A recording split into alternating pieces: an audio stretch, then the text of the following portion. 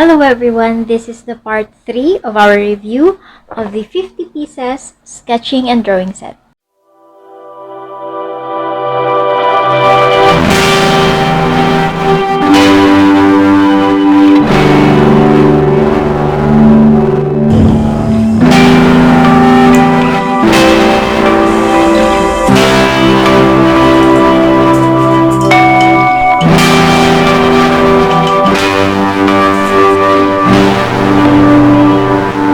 So first of all, this will be very noisy because bibo na naman yung aso ng kapitbahay natin. Anyways, this is the part 3. In the part 1, we reviewed these pencils right here, the graphite pencils, and then on part 2, we reviewed the woodless graphite pencils and the graphite sticks.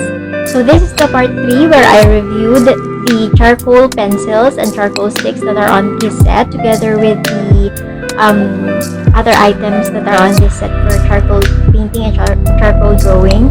So I also did a dry brushing for this, so I will also show you a few techniques that I did. So if you want to watch the first 2 videos that we did, the links will be below. You can find this all over Lazada and Shopee. I bought this for only 449 pesos, the cheapest one that I could find. So let's go and review the charcoal pencils and sticks. Before we continue, please don't forget to like this video, subscribe to my YouTube channel, and hit the notification bell so you will be notified every time I upload new videos.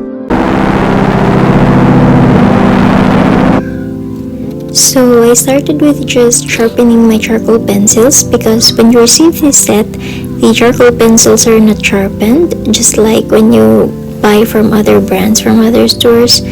And I made a mistake by sharpening the first pencil because, as you can see, I sharpened it near the indication or near the words that it is a hard pencil. So you're supposed to sharpen it on the other end so that when you use up most of your pencils, you still have the indication of what kind of pencil you're using. So I forgot because I haven't used charcoal pencil in a while, or actually for a very long time. So for the rest of the pencil, I sharpened it on the longer end. And also, if you're familiar with charcoal pencil, you must know that you have to sharpen it with an artist knife or a cutter. But here, with this set, it includes a charcoal pencil sharpener, so I wanted to try that. As you can see, I'm being very careful with it. Sharpening these charcoal pencils feels just like sharpening graphite pencils. It's very smooth. Actually, it surprised me because for most brands, the lead of the pencil will crack. So I'm not sure if it's because of the charcoal sharpener or the pencils, but I guess it's just the pencils because the quality of the wood is very good, and also when you use these pencils for drawing, it kind of have a feel of graphite. It glides smoothly on paper, but it's still charcoal. You can still feel that it is a charcoal pencil. So there are 3 charcoal pencils on this set, the soft, the medium, and the hard. We also have the charcoal sticks, which is also the soft, medium, and hard. And here are the swatches. So far, I like the quality of these charcoal pencils and charcoal sticks. They glide easily on paper, and I like the texture. I also liked the charcoal sticks for being a bit hard and does not crack or crumble easily. I then used the sandpaper block with the medium charcoal stick to make charcoal powder. And here are the brushes that I'm going to use. As you can see, they are all makeup brushes except for the smallest one, which is the Berkeley 000 paintbrush. So I got here my charcoal pencils, my charcoal sticks, my sketch, my reference, my charcoal powder, and my brushes. For my reference, I have 2 photos printed in black and white. One is a plain high contrast black and white photo, so I can see the details very well. And at the back of this is the same photo but with grid lines, so I can have proper proportions for this drawing. I often start with using the smallest brush I have to make the largest shapes or the main lines that will be my guide for the whole charcoal drawing or charcoal painting. But then I decided to prepare my kneaded eraser because there is a kneaded eraser included in this set.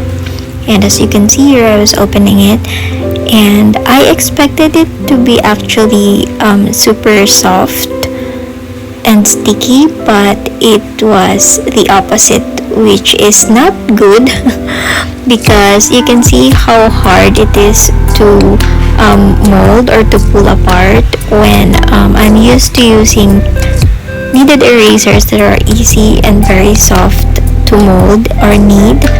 But for this one, the texture is like when you chew a chewing gum for too long. It's very rubbery, it's very hard to pull apart, and when you pull it apart, it breaks. I also tried using it to lift some of the charcoal powder from my drawing, and as you can see, it doesn't do the job as well as the other brands that I've tried. I mean, it does lift some of the charcoal powder, but it's hard to lift it because it's even hard to achieve the shape that I want it to have. So I don't really like this one. So I reached out to my Faber-Castell kneaded eraser to compare with it, and as you can see, this one can be pulled apart very smoothly and it's very soft, and the texture is very smooth, and I can have the shape that I wanted it to have. Moving on, so let's get back to the drawing. I am using here the smallest paintbrush I have, but later on you will see that I switched to my makeup brush, which is, I think it's an eyeliner makeup brush. So I chose to use makeup brushes years ago when I tried it because it's the perfect texture for a brush for charcoal painting for me, especially for dry brushing and using charcoal powder, because makeup brushes are mainly made to hold powders, or at least most of them are mainly for powders, so it works well with charcoal powder. And also it has the best texture because it is hard enough that it's easy to control, but it's also soft enough to create the smoothest gradients you can have, and it's very good for blending. So here I'm just working on the main shapes or the main lines and shading for the whole painting, just so I can see it as a whole. By the way, I'm working on a very cheap sketchbook, so I can't really make the texture smoother than what I'm doing right now. But I'm sure if you plan to work with these materials and use it on a vellum board or a soft or a smooth surface, I'm sure you can achieve the smooth texture that you're planning to have.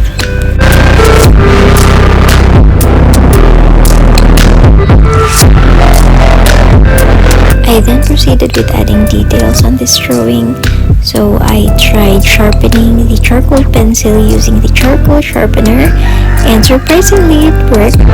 I sharpened it to the tip, and as you can see, it has a pointy tip now, making it easier to add darker lines. So with sharpening it this way, this confirms that this charcoal pencil has a creamy texture compared to other brands that I've tried in the past.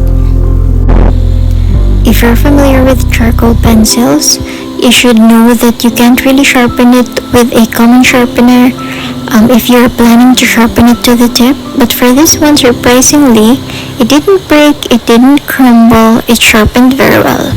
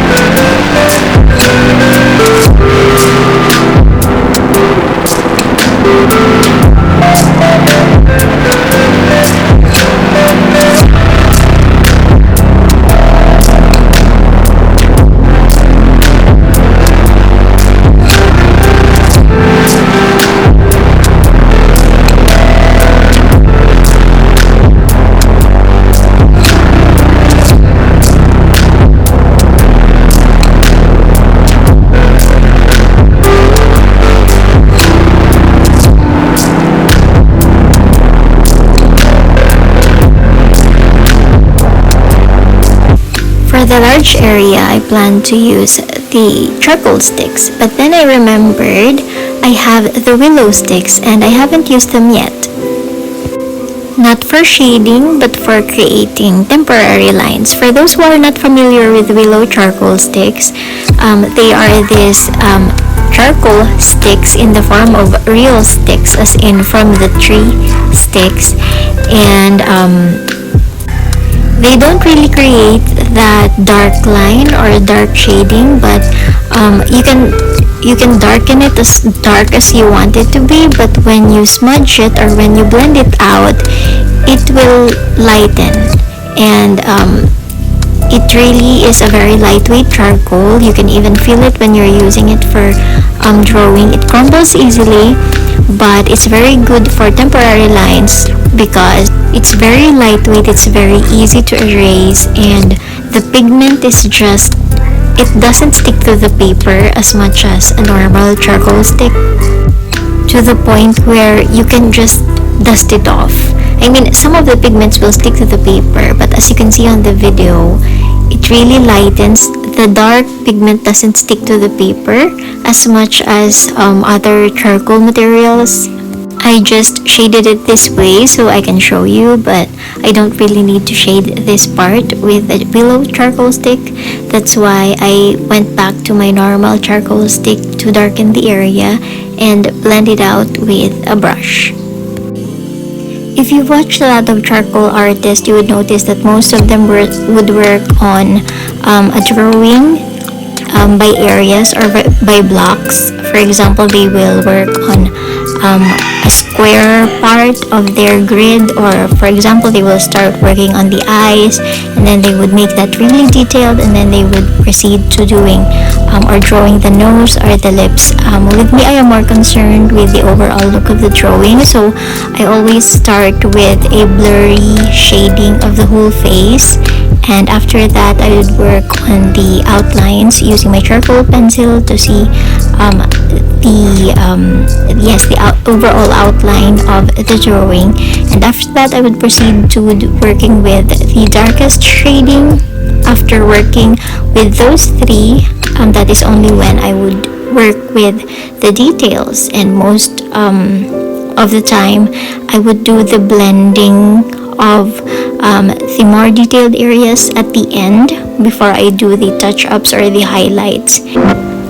For the finishing touches, I used an eraser for the highlights, but I also felt the need of using a Derwent white charcoal pencil for doing details on the highlights, just because it can create more detailed and more precise lines rather than using just an eraser.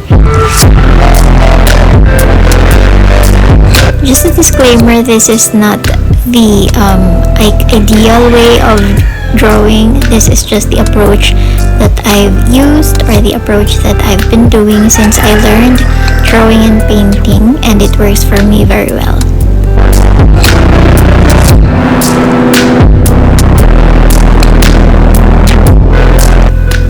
Overall verdict on this charcoal set: for the charcoal pencils, the willow charcoal, and the charcoal sticks, so far I liked it very much, and I would recommend it to anyone, especially for those who are just starting or practicing for charcoal drawing.